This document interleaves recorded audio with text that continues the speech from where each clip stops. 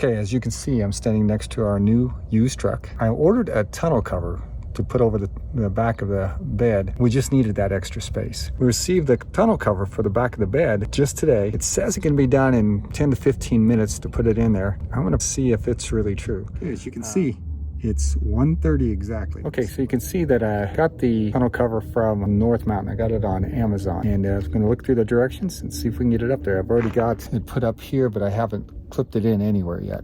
Now we're gonna unfold it and make sure that we've got it aligned on both sides.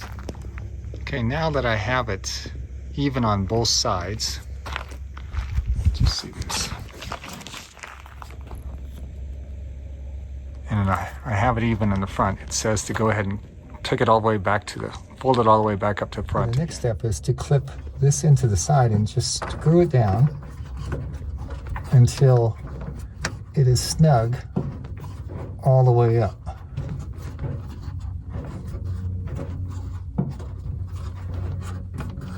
And of course do that on the other side as well. And this is of course looking at the cab part of the bed. Okay, that's not going anywhere. The next step is to secure this. This must be the backup to keep everything down. And again, you just pull this apart, slide it into the little notch here, and then tighten it down, just in case this ever vibrates itself loose, you have a backup.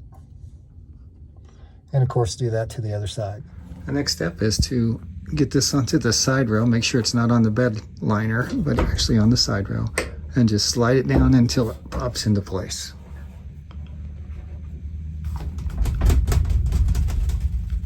And of course, we'll do that to the other side as well.